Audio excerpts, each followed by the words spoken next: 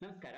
8ನೇ ತರಗತಿಯ ಸಮಾಜ ವಿಜ್ಞಾನ ವಿಷಯದ LBA ಪ್ರಶ್ನೋತ್ತರದ ವಿಡಿಯೋಗೆ ನಿಮಗೆ ಸ್ವಾಗತ ಸುಸ್ವಾಗತ. ಈ ಒಂದು ವಿಡಿಯೋದಲ್ಲಿ ಅಧ್ಯಾಯ 23 ಸ್ಥಳೀಯ ಸ್ವಯಂ ಸರ್ಕಾರಗಳು ಈ ಒಂದು ಅಧ್ಯಾಯಕ್ಕೆ ಸಂಬಂಧಿಸಿದಂತೆ ಲೆಸನ್ ಬೇಸ್ಡ್ ಅಸೆಸ್ಮೆಂಟ್ ಅಥವಾ ಪಾಠ ಆಧಾರಿತ ಮೂಲ್ಯಾಂಕನದಲ್ಲಿ ಕೇಳಿರುವಂತಹ ಪ್ರಶ್ನೆಗಳು, ಆ ಎಲ್ಲ ಪ್ರಶ್ನೆಗಳಿಗೆ ಮಾದರಿ ಉತ್ತರಗಳನ್ನ ನೋಡ್ಕೊಂಡು ಬರೋಣ. ಪೂರ್ತಿಯಾಗಿರುವಂತಹ ವಿಡಿಯೋನ ವೀಕ್ಷಿಸಿ ಹಾಗೂ ನಿಮಗೆ ಈ ವಿಡಿಯೋ ಇಷ್ಟ ಆದಲ್ಲಿ ಲೈಕ್ ಮಾಡಿ. ಅಧ್ಯಾಯ 23 ಸ್ಥಳೀಯ ಸ್ವಯಂ ಸರ್ಕಾರಗಳು ಅಧ್ಯಾಯವಾಗಿರುವಂತದ್ದಾಗಿದೆ.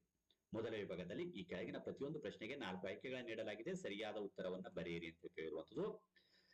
ಮೊದಲನೇ ಪ್ರಶ್ನೆ, 1993ರಲ್ಲಿ ಜಾರಿಗೆ ಬಂದ ಪಂಚಾಯತ್ ರಾಜ್ ವ್ಯವಸ್ಥೆಯ ಇತಿಹಾಸದಲ್ಲಿಯೇ ಮೈಲುಗಲ್ಲು ಎನಿಸಿಕೊಂಡಿರುವ ಸಂವಿಧಾನದ ತಿದ್ದುಪಡಿ ಕೇಳಿರುವಂತದ್ದು. ಎಲ್ಲ ಪ್ರಶ್ನೆಗಳಿಗೆ 4 ಆಯ್ಕೆಗಳನ್ನು ಕೊಟ್ಟಿರುತ್ತಾರೆ. ನಾವು ನೇರವಾಗಿ ಉತ್ತರವನ್ನ ನೋಡ್ಕೊಂಡು ಬರೋಣ. 73ನೇ ಮತ್ತು 74ನೇ ತಿದ್ದುಪಡಿ ಆಗಿರುವಂತದ್ದು. ಎರಡನೇ ಪ್ರಶ್ನೆ, ಸ್ಥಳೀಯ ಸರ್ಕಾರಗಳ ಚುನಾವಣೆಯನ್ನು ಈ ಕೆಳಗಿನವುಗಳಿಗೆ ವಿಶೇಷ ಮೀಸಲಾತಿ ಸೌಲಭ್ಯಗಳಿವೆ. ಇಲ್ಲಿ ಪರಿಶಿಷ್ಟ ಜಾತಿ ಮತ್ತು ಪರಿಶಿಷ್ಟ ಪಂಗಡ, ಹಿಂದುಳಿದ ವರ್ಗ, ಮಹಿಳೆಯರು ಮೇಲಿನ ಎಲ್ಲಾ ವರ್ಗಗಳಿಗೆ ಮೀಸಲಾತಿ ಇದೆ. ಇನ್ನು ಮೂರನೇ ಪ್ರಶ್ನೆ, ಕರ್ನಾಟಕದಲ್ಲಿ ಪ್ರಸ್ತುತ ಎಷ್ಟು ಬೃಹತ್ ಮಹಾನಗರ ಪಾಲಿಕೆ ಹಾಗೂ ಮಹಾನಗರ ಪಾಲಿಕೆಗಳಿವೆ ಅಂತ ಕೇಳಿರುವಂತದ್ದಾಗಿದೆ. 1 ಮತ್ತು 10. ಬೃಹತ್ ಮಹಾನಗರ ಪಾಲಿಕೆ 1 ಮತ್ತು ಮಹಾನಗರ ಪಾಲಿಕೆಗಳು 10 ಇರುವಂತದ್ದು. ನಾಲ್ಕನೇ ಪ್ರಶ್ನೆ, ಮಹಾನಗರ ಪಾಲಿಕೆ ಕಾರ್ಯನಿರ್ವಹಣೆಯನ್ನು ಯಾವ ಅಧಿಕಾರಿ ನೋಡಿಕೊಳ್ಳುತ್ತಾರೆ? ಮಹಾನಗರ ಪಾಲಿಕೆ ಆಯುಕ್ತರು. ಇನ್ನು ಎರಡನೇ ವಿಭಾಗದಲ್ಲಿ ಈ ಕೆಳಗಿನ ಪ್ರಶ್ನೆಗಳಿಗೆ ಪ್ರತಿಯೊಂದಕ್ಕೂ ಒಂದು ವಾಕ್ಯದಲ್ಲಿ ಉತ್ತರಿಸಿರಿ ಅಂತ ಕೇಳಿರುವಂತದ್ದಾಗಿದೆ.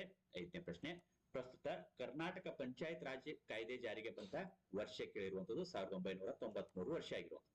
6ನೇ ಪ್ರಶ್ನೆ, ಗ್ರಾಮ ಸಭೆ ಅಧ್ಯಕ್ಷತೆಯನ್ನು ಯಾರು ವಹಿಸುತ್ತಾರೆ ಅಂತ ಕೇಳಿರುವಂತದ್ದು ಗ್ರಾಮ ಪಂಚಾಯತಿ ಅಧ್ಯಕ್ಷರು. 7ನೇ ಪ್ರಶ್ನೆ, ಗ್ರಾಮ ಪಂಚಾಯತಿ ಆಡಳಿತಾವಧಿ ಎಷ್ಟು ಅಂತ ಕೇಳಿರುವಂತದ್ದು 5 ವರ್ಷಗಳು.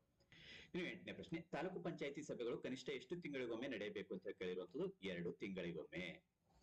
ಇನ್ನು 9ನೇ ಪ್ರಶ್ನೆ, ಜಿಲ್ಲಾ ಪಂಚಾಯತಿಗೆ ಎಷ್ಟು ತಿಂಗಳಿಗೊಮ್ಮೆ ಅವಧಿಗೆ ಅಧ್ಯಕ್ಷ ಮತ್ತು ಉಪಾಧ್ಯಕ್ಷರು ಆಯ್ಕೆಗೊಳ್ಳುತ್ತಾರೆ? 30 ತಿಂಗಳಿಗೊಮ್ಮೆ. ಇನ್ನು 10ನೇ ಪ್ರಶ್ನೆ, ಜಿಲ್ಲಾ ಪಂಚಾಯತ್ ಸಿಇಒ ರವರನ್ನು ಯಾರು ನೇಮಿಸುತ್ತಾರೆ? ರಾಜ್ಯ ಸರ್ಕಾರ. ಇನ್ನು ಎರಡನೇ ವಿಭಾಗದಲ್ಲಿ ಈ ಕೆಳಗಿನ ಪ್ರಶ್ನೆಗಳಿಗೆ ಪ್ರತಿಯೊಂದಕ್ಕೂ ಒಂದು ವಾಕ್ಯದಲ್ಲಿ ಉತ್ತರಿಸಿರಿ ಅಂತ ಕೇಳಿರುವಂತಹ 11ನೇ ಪ್ರಶ್ನೆ, ಸ್ಥಳೀಯ ಸ್ವಯಂ ಸರ್ಕಾರಗಳ 2 ಉದ್ದೇಶವನ್ನು ಬರೆಯಿರಿ ಅಂತ ಕೇಳಿದ್ರು. ಸ್ಥಳೀಯ ಸಮಸ್ಯೆಗಳನ್ನು ಬಗೆಹರಿಸಿಕೊಳ್ಳಲು ಸ್ಥಳೀಯರನ್ನೇ ಬಳಸಿಕೊಳ್ಳುವುದು, ಜನಸಾಮಾನ್ಯರಿಗೆ ಆಡಳಿತ ಜ್ಞಾನ ಒದಗಿಸುವುದು. ಇನ್ನು 12ನೇ ಪ್ರಶ್ನೆ, ಸ್ಥಳೀಯ ಸ್ವಯಂ ಸರ್ಕಾರಗಳ 2 ಆದಾಯದ ಮೂಲಗಳನ್ನು ತಿಳಿಸಿ. ನೀರು, ಆರೋಗ್ಯ, ಶಿಕ್ಷಣ, ಗ್ರಂಥಾಲಯಗಳ ಮೇಲಿನ ಉಪಕರಣಗಳಿಂದ ಸಂಗ್ರಹಣವಾಗುವ ಹಣ, ಪಂಚಾಯಿತಿಯ ಆಸ್ತಿಗಳಿಂದ ಬರುವ ಬಾಡಿಗೆ ಮತ್ತು ಗುತ್ತಿಗೆ ಹಣ. ಇನ್ನು 13ನೇ ಪ್ರಶ್ನೆ, ತಾಲೂಕು ಪಂಚಾಯಿತಿಗಳು ನಿರ್ವಹಿಸುವ ಹೆಚ್ಚುವರಿ ಕಾರ್ಯಗಳಾವುವು? ಗ್ರಾಮ ಪಂಚಾಯಿತಿಗಳ ವಾರ್ಷಿಕ ಯೋಜನಾ ಪ್ರಸ್ತಾವನೆಗಳನ್ನು ಕ್ರೋಢೀಕರಿಸಿ ಜಿಲ್ಲಾ ಪಂಚಾಯಿತಿಗೆ ಸಲ್ಲಿಸುವುದು, ರಾಜ್ಯ ಸರ್ಕಾರ ಅಥವಾ ಜಿಲ್ಲಾ ಪಂಚಾಯಿತಿಗಳು ಸೂಚಿಸುವ ಕಲ್ಯಾಣ ಕಾರ್ಯಕ್ರಮಗಳನ್ನು ಕಾರ್ಯಗತಗೊಳಿಸುವುದು.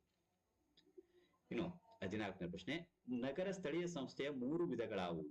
ನಗರ ಪಾಲಿಕೆ, ಪಟ್ಟಣ ಪಂಚಾಯಿತಿ, ಪುರಸಭೆ, ನಗರಸಭೆ, ದಂಡು ಪ್ರದೇಶದ ಭಾಗ.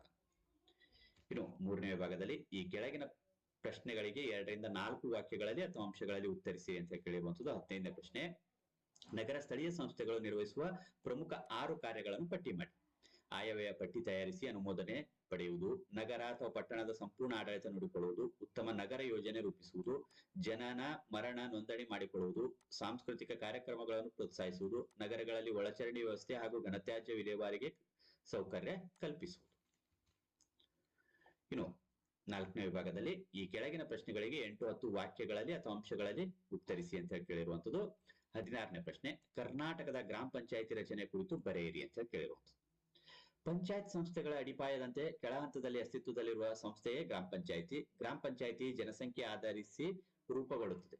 ಒಟ್ಟು 5,000 ರಿಂದ 7,000 ಜನಸಂಖ್ಯೆಗಳಿರುವ 1 ಅಥವಾ 2, 3 ಗ್ರಾಮಗಳು ಸೇರಿ 1 ಅಥವಾ 2, 3 ಗ್ರಾಮಗಳು ಸೇರಿ 1 ಗ್ರಾಮ ಪಂಚಾಯತಿ ರಚನೆಯಾಗಿದೆ. ಮಲೆನಾಡಿನ ಕೆಲ ಪ್ರದೇಶಗಳಲ್ಲಿ ಕೇವಲ 2,000 ಜನಸಂಖ್ಯೆಗಳಿಗೂ 1 ಗ್ರಾಮ ಪಂಚಾಯತಿ ರಚಿಸಲು ಅವಕಾಶ ಕಲ್ಪಿಸಲಾಗಿದೆ. ಗ್ರಾಮ ಪಂಚಾಯತಿ ಸದಸ್ಯರು ತಮ್ಮ ಪಂಚಾಯತಿಗೆ ಒಳಪಟ್ಟ ಪ್ರದೇಶದಲ್ಲಿ ವಯಸ್ಕ ಮತದಾರರಿಂದ ಚುನಾವಣೆಯಲ್ಲಿ ಆಯ್ಕೆಯಾಗುತ್ತಾರೆ. ಪ್ರತಿ 400 ಮತದಾರರಿಗೆ ಒಬ್ಬ ಪ್ರತಿನಿಧಿ ಆಯ್ಕೆಯಾಗುತ್ತಾರೆ. ಗ್ರಾಮ ಪಂಚಾಯತಿ ಅಧಿಕಾರಾವಧಿ 5 ವರ್ಷಗಳು. ಈ ರೀತಿಯಾಗಿ ಈ ಒಂದು ಅಧ್ಯಾಯಕ್ಕೆ ಸಂಬಂಧಿಸಿದಂತೆ LBA ಪ್ರಶ್ನೋತ್ತರಗಳನ್ನು ನೋಡ್ಕೊಂಡು ಬಂದಿರುವಂತದ್ದಾಗಿದೆ. ಈ ವಿಡಿಯೋ ನಿಮ್ಗೆ ಇಷ್ಟ ಆದಲ್ಲಿ ಲೈಕ್ ಮಾಡಿ. ಇತರ ವಿಡಿಯೋಗಳು ವೀಕ್ಷಿಸುವುದಕ್ಕಾಗಿ ಡಿಸ್ಕ್ರಿಪ್ಷನ್ ಬಾಕ್ಸ್ ನಲ್ಲಿ ಲಿಂಕ್ ಇರ್ತದೆ, ಕ್ಲಿಕ್ ಮಾಡಿ ವೀಕ್ಷಣೆ ಮಾಡಿಕೊಳ್ಳಬಹುದು. ಮತ್ತೆ ಮುಂದಿನ ಭಾಗದಲ್ಲಿ ನೆಕ್ಸ್ಟ್ ಮಾಹಿತಿಗಳನ್ನು ಭೇಟಿಯಾಗೋಣ. ಅಲ್ಲಿವರೆಗೂ ಇತರ ವಿಡಿಯೋಗಳನ್ನು ವೀಕ್ಷಿಸ್ತಾರೆ. ಧನ್ಯವಾದ.